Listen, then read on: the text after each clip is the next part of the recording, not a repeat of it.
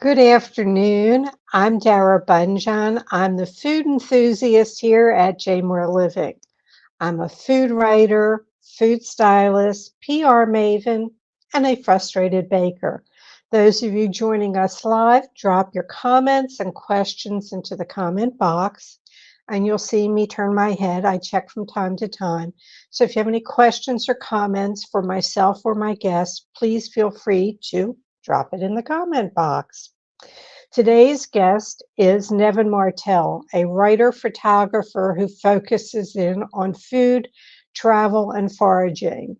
His work appears in the Washington Post, the Boston Globe, USA Today, National Geographic, Washingtonian, so many publications that I don't have time to list them all. He's an author of 8 books, including the Red Truck Bakery Cookbook and the Founding Farmers Cookbook. On top of his writing, he is co-founder of the highly successful and long-running New Kitchen on the Block Food Festival in the DMV. Let's bring in Nevin. Hey, Dara, how are you? I'm doing great now that I see your smiling face. Yeah. Absolutely. It's so great to be here. Well, it's a mutual admiration society. What can we say? No, thank you so much for having me. I'm excited for this conversation. So, what's on your plate today other than doing the show? I just finished a story, a round of edits on a piece for the BBC travel section about this reservoir that I went to in the Catalan region of Spain. They've experienced extreme drought there, and the reservoir was at about 11% of its capacity when we got there. But at the bottom of it, hidden by the water, had been an 18th century cannonball factory, which we could then walk up to and go through, and the small chapel from the 16th century nearby, both Really? stone buildings. So I just finished a travel story about that. And then the rest of my day looks like food writing, actually. Okay. How much of your time out of the year would you say that you're traveling? You know, I try not to stress out my family too much because it's a big burden for my wife to take care of our son solo when I'm on the road. So I try to take about anywhere from like 4 to 5 bigger trips, something like that's a week or longer, and then probably about the same amount that are like less than a week. So it ends up being, a couple months of the year I'm on the road at this point, maybe a little bit more. Yeah. Hmm. Was your last trip Tasmania? Yeah, one of my last trips was Tasmania and Australia. First time to Australia, though I'd lived in New Zealand growing up. We just never got over to Australia, and Tasmania especially blew me away. Just the wildlife and the focus on outdoor living. Well, I have it down in the notes, but since we're into the travel section, I'm going to Yeah, continue on go that for it. route. I love it. Um, Weirdest travel situation that you've been in or location beyond the travel with your parents? We're going to get there. Okay. Yeah, But, was it the Island of the Dolls or was it Mrs. Harrison's gray Otis portrait? yeah, yeah. Good Fill question. me in. Great question. No, going to the Island of the Dolls, La Isla de las Muñecas, inside Xochimilco in Mexico City, was super surreal because, first of all, being in Xochimilco, you're on these flat bottom barges, there's mariachi bands and all these food vendors that are, and like people trying to sell you tchotchkes and t-shirts and stuff. So it's like a real like kind of party vibe for the first half of Xochimilco. Then you go over, you have to go, like they put the boat on a lift and you go to another part of the region, and that's very quiet. And the area was originally founded for farming, and that's still predominantly what's done there. But you go into that area and it's mostly farms, except you get to this one island that's strung up with thousands of decaying and decrepit dolls of all shapes and sizes, which is like the freakiest thing ever. All inspired by the guy who used to live there, who had found a young girl in the canal who had passed away, and he found her doll, and he found, the doll became kind of talismanic, and he built this whole kind of shrine to her. I have to say, that is a tough, weird place to beat. The cannonball factory and the chapel that I just mentioned at the bottom of the Spanish Reservoir were magical and mythical, kind of in a completely different way. And I'm always looking for something that's going to be a little left of the dial when I travel. I want to experience things that a little outside of the norm, a little unexpected, maybe a lot unexpected. So, if somebody says like, I saw the weirdest thing, or I heard about the strangest thing, I'm always like, can you send me a pin to that? Or like, can you tell me a little bit more about that? Cause that's someplace I want to check out. Well, you were raised to enjoy the unusual. Yes. So we're going to give people a little background. Your father was a restaurateur who did well, checked out, and took you and your mother. And I'm trying to remember, there was another Yeah. sibling? My younger sister, Josephine, who still thinks that she's older than me. You trying to convince her of that? Yeah. um, She can have it. At this point in the stage, she can have it.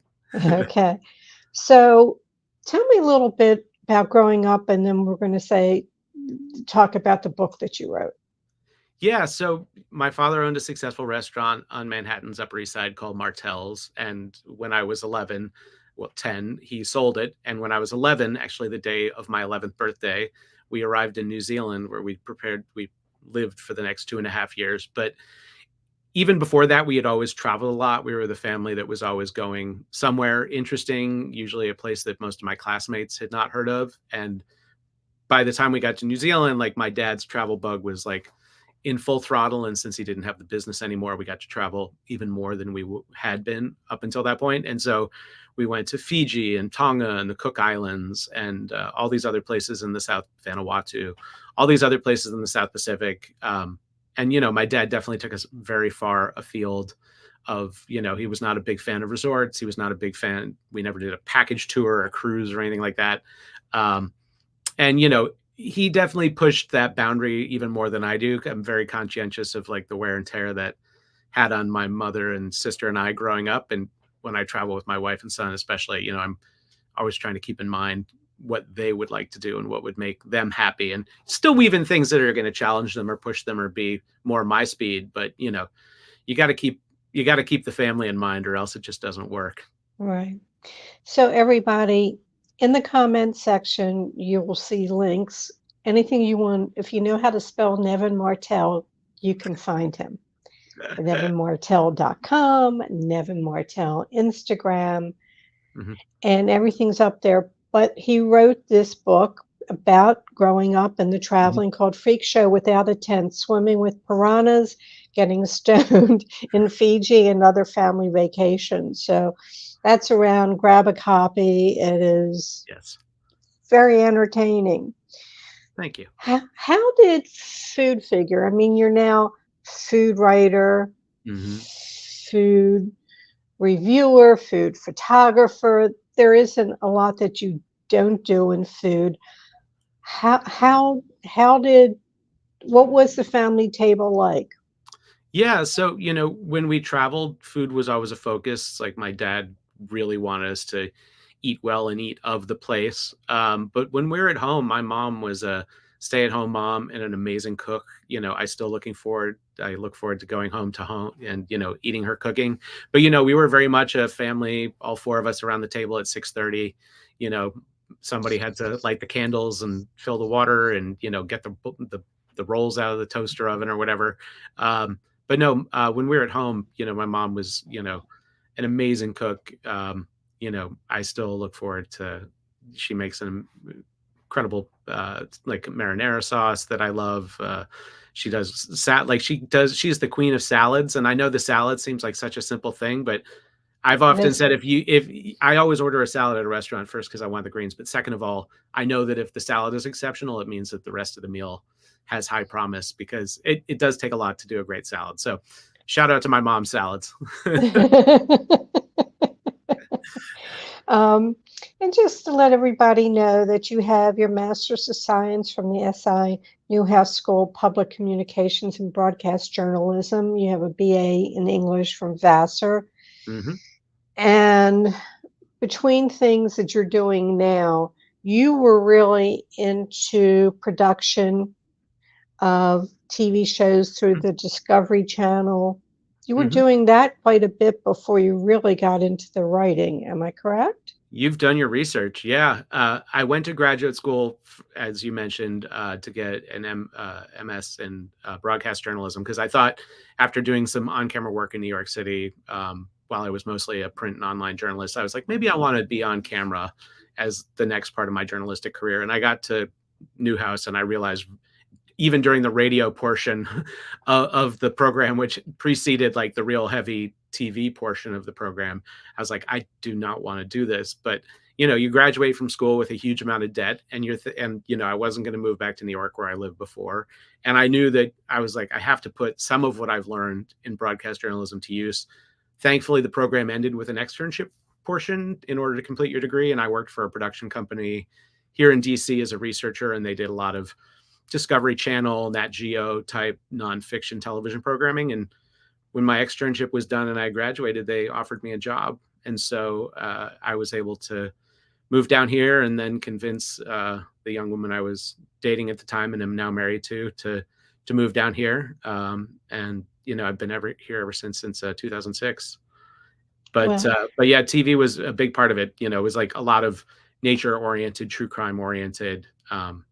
And that's kind of like what those 2.5 years looked like. And then I took kind of a hard right turn and went to food.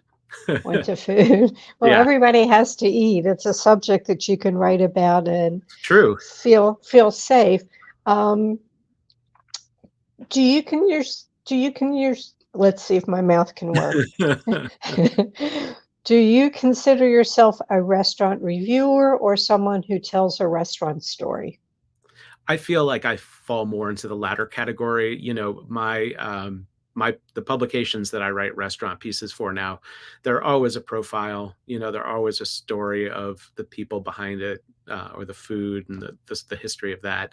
Food reviewers are like a shrinking field, and most publications at this point just don't have the budget to have somebody on staff as a true restaurant critic, where they're going in anonymously and they're eating 2 or 3 meals with a bunch of people on the magazine's dime. So no, at this point, there's been times in the past that I would have said that I was, a reviewer, but I would not say that of the last few years. Okay. It's just the nature of the food media landscape. It's funny that you're saying it's a dying breed. Pete Wells just retired from the New York Hmm. Times. Hmm. Yeah. He said his health can't handle it anymore. No, I was going to, his goodbye letter was fantastic. It's something that we food writers talk about a lot in terms of the health impact of the work that we do. And it's not something that anybody outside of our line of work ever wants to hear about. They're like, okay, first world problem, like you get to eat all the things all the time. Like why should I care? And it takes a huge toll, to be honest, like when I'm off the clock at home, I am functionally a vegetarian, if not a vegan. I eat plant-based, when I'm not eating for work. And, I do have meat occasionally at home, but it really, I try to save that for when I dine out, because, when you dine out, you can't really control it in the way that you can when you're at home. right. We have a couple questions. What has been the most extraordinary food encounter you've had? Hmm. And also, did you have any encounters with wildlife that made indelible impressions? So, wildlife leads to your foraging. So, Yeah. let's take question number one first. Yeah. And No, thanks for asking, Jeffrey. You know, Most amazing food encounter, one that really is dear to my heart happened this spring. Actually, my wife and son and I went to Barcelona for a trip, and we got lunch at Disfrutar, which just got named the best restaurant in the world. And at that time they had 2 Michelin stars, and we're not the best restaurant in the world, but we're still one of the most eminent restaurants in Barcelona. We signed up for the tasting menu lunch and brought our son, who's 11, and it was a 4 hour and 32-minute meal with 28, I think they call them elaborations. And, we okay, got the full tour beforehand and did like every element of the experience. And my son loved it. They're vegetarian. They had the vegetarian tasting menu. My wife and I indulged and had everything. And, to be honest, to watch an 11-year-old in that environment, like I wouldn't have brought them if I didn't think that they could have handled themselves, because it's not your right to intrude on anyone else's experience, when you're dining, especially in an environment and a price point like that. But to to see my son like basically watching a magic show unfold, because all three chefs were El Bulli veterans. And so like every dish, there's a very performative element to it. And, my son's been to good restaurants before, but this was far and away like the best restaurant they'd ever been to. And watching a brain of that age get its like head mind blown, like with every course, was like, that was really cool, both as a father, but just as somebody who enjoys and appreciates food, like watching someone of that age going through the process. And then, as far as encounters with wildlife, I was recently in Tasmania in Australia, as you had mentioned before, Dara, and I got to spend like a few hours one night wandering around with wombats, which was like, I mean, they're just like the most peculiar but cute and cuddly little, not so little. I mean, they're quite sizable. They're the size of like a small, like a pretty reasonable size hog or something. But yeah, kind of like spending time with nighttime hangout with wombats. That's what sticks in my mind as a recent memory of, cool wildlife encounter. Yeah. You speak of your son, Zephyr, Mhm. and during COVID was a very interesting time Mm. that you and he went into the woods. Yeah. Did that precipitate the foraging, or were you into that beforehand? Yeah. So great question. I had reported on foraging since I started writing about food back in 2010. I would, just because wild food has been of real interest to chefs over the last 14 years that I've been writing specifically about food. And so, selling a story about hunting for morels in an orchard with Patrick O'Connell of the Inn at Little Washington, or going foraging with a chef up in Vancouver Island for chanterelles, was always like a great story that, you could sell as a journalist. And so, I had been interested in it and had eaten a fair amount of wild food, both at restaurants and kind of through the DC area foraging community that I know.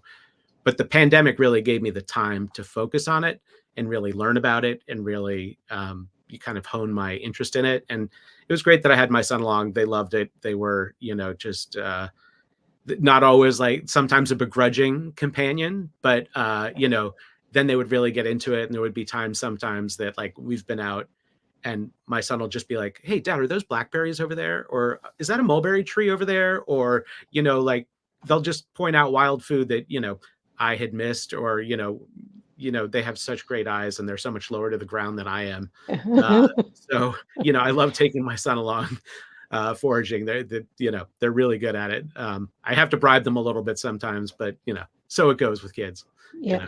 I'm going to recommend that up on your Instagram, you just posted a chapter from Hmm. a book that's not quite there. Yep. Let me see. Pete Wells, we've done that. It's Yeah, under no, people can forage. go to my website, nevinmartell.com, and there's a Yeah. chapter of a project called The Way of the Okay. Forager. I see we had a question. The Yeah, story, The Way of the Forager. Yes, we yeah. have a question in from Sarah Duhaney. Our media landscape has done an insane 860-degree turn. Clients do not understand as we try to educate them. So true, Sarah. I mean, I really feel for publicists because, just kind of the same way that I feel for freelancers, publicists are expected to do everything now, PR, marketing, social, and there's so few media outlets at this point that like the other two elements of that equation are so important. But clients are like, why am I not getting, two reviews from like say Washingtonian and Washington Post, and then like six news stories about my opening? And it's like, if you're lucky, Washingtonian will write about your opening. That's it. Like there's just not a lot of landscape. If you're in Montgomery County, you might get a tiny mention in Bethesda magazine that you opened, and then maybe you'll get the review. There's just so few places, and as a writer, I'm always looking for ways that I can tell local stories, but is not as many places as there used to be to do them. And the places that are doing them, oftentimes they're handled by staff rather than by freelancers. So yeah, Sarah, I really feel for you. It's hard to educate people. Like, I try to tell people about my life as a freelancer and how, I've had to change what I've done in terms of the number of publications I write for, the breadth of things that I've written about in the past. the fact that you have to bring photography to the table now, whether you choose to try to make some extra money and do it yourself, or make sure that the PR or whatever the restaurant is has good photography, because the story is not going to fly unless there's good photographs, and the publication can't pay for the pictures. I mean, like, yeah, I mean, I feel like this, welcome to my TED Talk slash long diatribe slash rant. Yeah, please don't get me started, really, but I really, really feel for you, Sarah. So maybe sometime we can grab a coffee and commiserate some more. It's funny, I do PR, but I haven't been doing PR because social media, they look at me. You look awesome to me. Thank you. And a 25-year-old, and who are they going to use? Now, it doesn't mean that I didn't set up restaurants 8 or 9 years ago or 10 years ago in social media and handled it. But, I have this now. Yep. I have Canasta. I have the gym. Yeah. So I'm enjoying life and get to talk all these favorite type people, and to tell people I did meet you once at Petit Louis. You came in for some reason. Yeah. And I went, hi, I'm there. Yep. We talked about that article and the foraging. Now you have a project, you're doing a documentary? Yep. In the middle of a documentary simply called Forage now, though the title might change. And it's looking at the stories of people whose lives were extraordinarily changed when foraging became a practice that they adapted. And, one of our stories is Rob Ruba, who won the James Beard last year for Outstanding Chef of Oyster here in DC, and how foraging really brought his desire to be a sustainable chef, a sustainable restaurant owner into focus. We've got this really incredible woman, Lady Danny, in Philadelphia, who's an urban forager and herbalist. She, never really got outside, didn't like to be outside. And her father was always a big outdoorsman. And when he passed away in the pandemic, that really pushed her to suddenly think, how can I kind of commune with him and still kind of keep what he wanted from me in my heart, but do it in my own way, because she wasn't going to go camping. She wasn't interested in fishing. So she became, an urban forager and has really embraced the medicinal part of it. And we have a few more. We're going to shoot about 3 or 4 more interviews this year, and a couple of other kind of fun elements to it. And we're hoping to finish it next year in terms of the editing, and get it into the film festival circuit after that. Right. So keep an eye on the at Forage with Nevin Instagram. Well, in Baltimore, we're very local. Very lucky to have Chris Amendola. I don't know. Yes. Have you ever talked with Chris? I have not. No. You really, really should. And they did a documentary on him that came out last year. And I mean, he was foraging for Stone Barn, and his restaurant is foraged. I actually took one of his classes. Oh, which one? He had a foraging class, so just a whole bunch of us met up. Very cool. The only thing I didn't think about it going into the woods, that going into the woods was going up hills. Yes, no, it can be, it's good. It can be a good workout.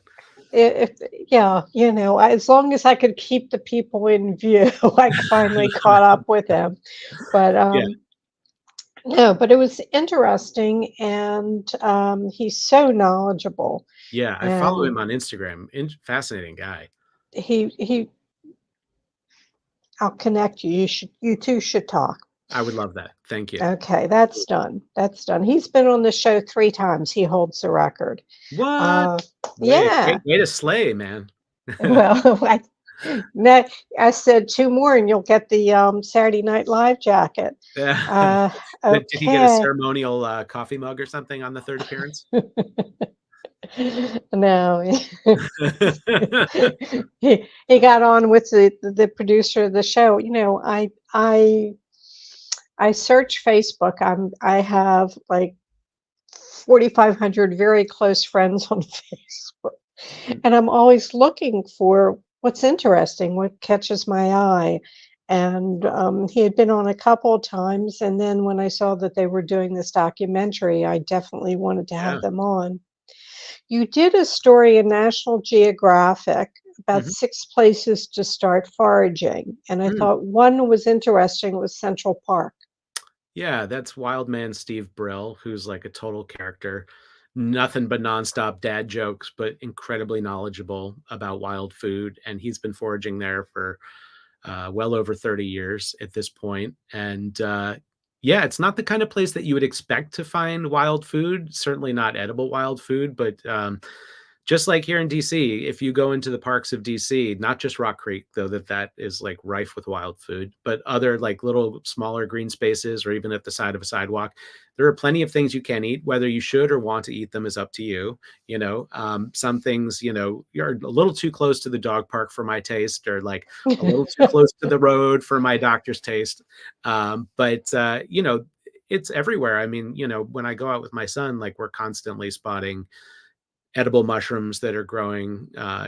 Even in, you look over people's fences. I look over people's fences all the time now, like, oh, what's happening back there that they don't know about. And I'm always keeping my eye out for, things that are growing in the park or whatever. But yeah, no, Central Park, I've met Steve only by phone, and I want to go up and do one of his walks. I think it would be a real hoot. As a native New Yorker, I know it's going to really blow my mind. Well, I think about it and I just tell people that, you don't want to forage close to a street. You don't know what's been Yeah. Yeah. coming and going, what they've sprayed the lawns with. So, Yeah. um, just a heads up on that. Um, I find you to be such a genuine, caring person, and it comes through in the things that you've written. Um, Glad. I want to tell people that you do a writing course on food memoirs. Yeah. And it was very interesting, the 3 books that you suggest people get. And you do this from time to Yeah. time. So it's nevinmartell.com, folks. Yeah. The 3 books that you require people to get is Anthony Bourdain's A Cook's Tour, Heat Mhm. by Bill Buford, and Save Me the Plums by Ruth Reichel. I've already read all 3 of those books. Don't have them anymore. Can't remember them, but I Yeah. did read them. You're also doing photography classes. Mhm. Everybody, nevinmartell.com. Keep your eyeballs out on that. I found something really interesting. You have the typewriter as your logo, Mhm. and in it, it has what looks like a hamburger Yep. and an airplane. Yep. And then it says pop, and pop Yep. must be because you're dad. Yeah, so I originally had that logo made when I was writing about food, travel, and pop culture. So the pop That's right. was for pop culture, but then when I kind of left pop culture behind and started writing about parenting, then I was kind of like, it was kind of like a, kind of clever way to keep the logo. But I should probably really redo the logo and maybe make that pop like a mushroom or something like that to imply the foraging element. Because it is a little outdated, but I love that so much. Like it's just It's really you know, quite clever. And so see, and I read into it what I want to read into it. good. And you've done cookbooks, you've Mhm. done books for children, you've Mhm. done books on Dave Matthews That was my first one. Yep. and Beck. That was my second one. Yep. That was very Okay, second. s- Legos. Yeah. I was a Lego enthusiast growing up, and got connected to the Lego Corporation and pitched them on this crazy idea to do a like, coffee table book on the Lego minifigure, which they had not considered up until that point. So yeah, Standing Small was the name of that. One of my favorite puns I've ever come up with. Yep. And I've come Yeah. up with more than a few as a food writer. Well, I've been standing small all my life. My wife was like, "Did you name this after me?" And I was like, "Babe, you're petite. You're petite." Yeah. Well, I mean, I'm upset. I used to be 5'1.5" and I lost that half inch. Uh, now it's So let's even see. Steven though. Yeah, let's see. Sarah says, thank you. then managing expectations is extremely hard as everyone wishes national. Yeah, Being in the game for 20 years, working with Dara, who is a pleasure and a treat. Nevin, we should do a coffee Zoom. I am outside of Philadelphia. that would be great, Sarah. Hit me up on Instagram. Yeah. Okay, you got it. All right. He's friendly. He'll respond. Yeah. So let's get to the one that I got a kick out of. Yeah. Somebody feed Phil Oh, yeah. That was a on real Netflix. Phil Rosenthal, the show. He did a Washington D.C. Mhm. episode, Yep. and you were his tour guide of Georgetown. Yeah. Since you used to be a field producer, how was their staff and production? I mean, honestly, watching them was just awe-inspiring. He's got a lot of the same crew that used to shoot with Bourdain, and the way, like the notable exception being his brother is the director producer, but the way that they just moved into a space, whether it was like we were set up inside yellow or we would sometimes be shooting on the street or sometimes we'd roll into a place and it would just be a little bit more ad hoc, like no lights, no seating, just kind of like walk in, eat, walk out. They were just in the flow. So like we were at outside Baked and Wired, and we were going to get some cupcakes and some other sweets there, and there was this woman celebrating her like engagement, like kind of like a bachelorette party with a group of her friends, and like we ended up sitting down and talking to them and buying them dessert, and it was like this amazing experience, just like from like meeting people in a food space like so often happens, but then to kind of like unconsciously watch like his, like no one in the crew said a single thing, like no one was like, oh, let's make sure that like we move people over here, or, like we get this and that. Like he just showed up and they were there unexpectedly and he started talking to them, and the next thing I know, I'm looking out and the three camera people are all in advantageous areas and somebody's put up a boom mic and like somebody else is like moving around the outside of the shot and like getting people to sign NDAs and stuff. It was incredible. And he was just such a delight, really an open book. I asked him so many questions about the production of the show and kind of the back end element, because at that point I was like working already on my documentary and I wanted to kind of get his like insight on the streaming landscape and those kinds of things. And I mean, he was so open, I could not believe it. Like he answered everything, like the nuts and bolts of it all. And no, and it was just so nice to hang out with. Really such a good guy. Really so loving, so passionate about food. It was a real treat. I Yeah. I hope they play a few clips from that at my in memoriam when the time comes. You know. You have that at mine. I'm just telling them in my will to serve lobster. So come Oh to well, mine. there you Come to go. mine. Uh, so I have to tell people they went to three that showed up on the episode was Yellow, Yep. Jamie Stokowski's Yep. for pastrami, and Oh, I'm going to tell you a Jamie story, please do. and Baked and Wired, which you just talked about. Yep. I met Jamie initially at Julia Child's gathering at the Smithsonian when they opened Yep. that up. And then I was at l'Académie de Cuisine and they were doing Oh, different seminars, and Jamie yeah. Stokowski was talking about food glue. Oh, wow. He was something else, and he was Yeah. something else. He is a personality for Oh my sure. God. I was trying to like describe him to Phil as we walked over, and I'm like, he's like the Sweeney Todd of butchers. Like he is just maniacally devoted to his craft. And yeah, he is a larger than life personality for sure. I want to remind people nevinmartell.com, Nevin Martell, and we're coming down to my final questions, Dun dun which dun. I really have more, but I yeah, I am here for all of it, Dara. for Come on. all of it, you're in for a penny, in for a dime, right? Absolutely. Well, no, I'm in for the full dollar. In for a penny for a dollar. Yeah. Yeah. Okay, so if you wake up tomorrow with a new talent, what would it be? God, that is such a great question. I think that my talent would be home improvement whiz. You know, I have friends in my life that seem to have really been able to take on anything that happens. Like, oh yeah, I replaced the water heater. Oh yeah, we put in new windows. Oh yeah, I sanded the floor. That is not my happy place or comfortable space. If I could be, you know, kind of like a contractor level home improvement whiz, that would be pretty cool. That's a good answer. That's a very good answer. If you could go back and give your 18-year-old self a piece of advice, what would it be? Oh man, relationships are everything. Create them, nurture them, respect them. You know, it takes, you know, thousands of logs to build a bridge and just a single match to burn it. Don't might light that match. You know, really value the relationships that you go out and create. You know, not just in your work, but in your life in general. You know, Right.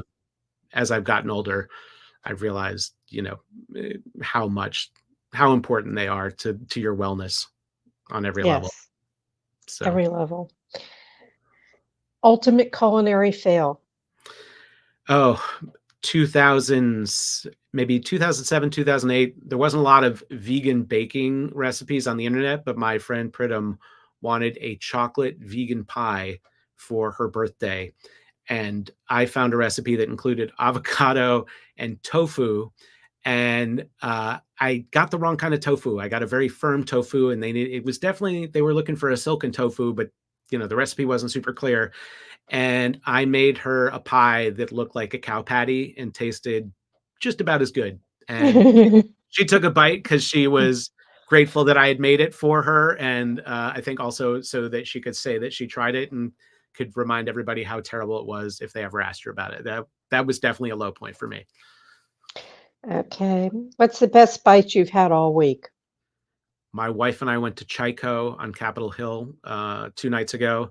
They have a chef's counter experience, and there was one course that was simply half a tempura battered, deep fried Maryland soft shell crab with cilantro aioli. And I mean, I hadn't had soft shell crab yet this year, you know, from Maryland. And it was just like the most perfect bite, or few bites, I should say. The whole meal really was fantastic. It's like a combination of their greatest hits from their menu and then kind of more elevated dishes and things that they're kind of working on. The first bite was a Korean egg custard with caviar and finely diced scallion. Oh, that was really good too. So kind of a tie there.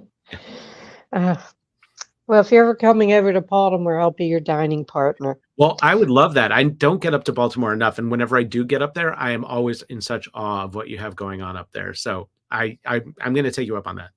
Okay, you got it. Um, two must that must be in your refrigerator. Uh, Homemade cold brew coffee and really good salted butter. But I'm also going to add a third, which is Heinz ketchup, always till I die. It's funny how the things stick with us from childhood that have to be there. There's And certain. for sure, and they just nailed it. Like I've tried 100 other homemade ketchups and like different brands ketchups. Like Heinz is all I ever really want. When anybody breaks out their fancy ketchup or something, I'm like, either give me a dip that's not ketchup that you've made that's going to be interesting on its own, or just go get the Heinz because I mean, they've nailed it. It's a perfect food. It's a perfect food. Okay. Well, there's some people, you're not one of, and I know you're not, but I had a cousin who couldn't eat anything unless they poured the Heinz on it, no Oh, matter what. oh, that's terrible. No, That Heinz has its place, you know.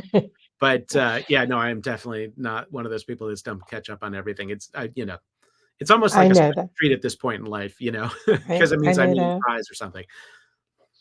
And what didn't I ask you that I probably should have?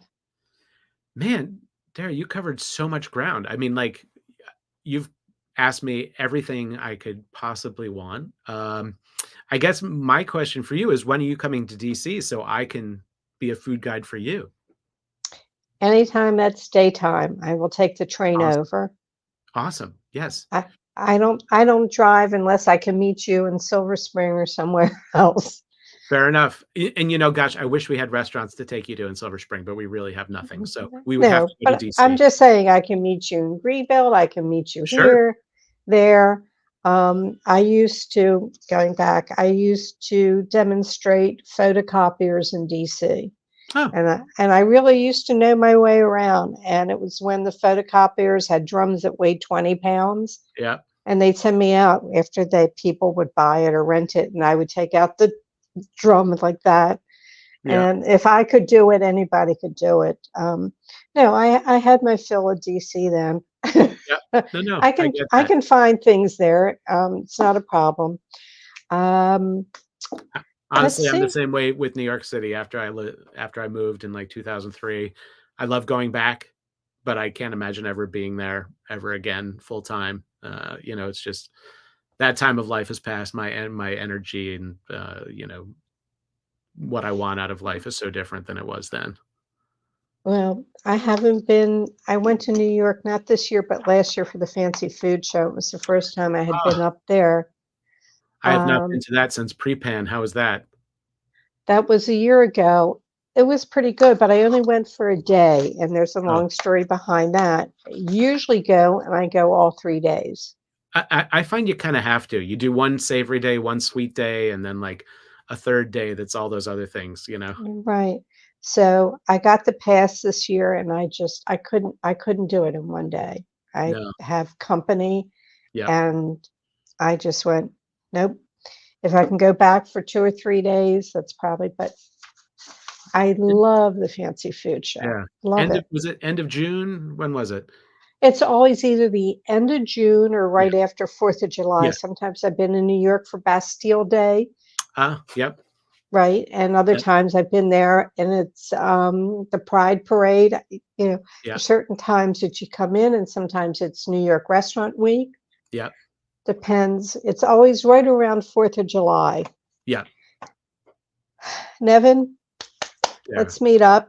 I Yes. promise not to chew with my mouth open, I swear. Same, same. I don't think you need to say that. I would expect nothing less. Thank you so much for No, joining us. I thank so you. appreciate it, and we will Appreciate catch you. up later. Awesome. And Griffin will take you out. Hi. I could keep on talking to him. Just to let you know, Clyde's Restaurant Group has come to Baltimore, and they have just opened. It was on Monday, Rye Street Tavern, located in Baltimore's peninsula with beautiful views of the harbor. Enjoy casual dining, American cuisine. They do lunch, dinner, and brunch. Next week's guest, former personal chef, chef owner of In the Kitchen Cooking School, and now president of La Dame Scaffier International, a philanthropic organization of women leaders in the food and beverage and hospitality industries. And that is Kathy Gold. She will be here next week. Definitely tune in.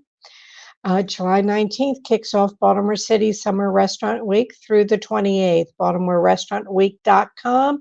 You can check it out. It's over 70 restaurants that are participating.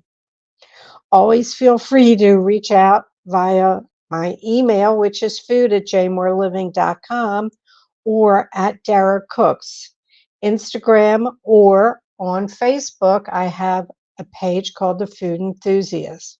All shows are immediately archived in video form and on J More Living's Facebook page. It's also on jmoreliving.com. We truly appreciate it when you share our show with friends and family. Feel free to go back into our archives and enjoy past shows. May your plates always, always remain full. Hope to see you next Thursday.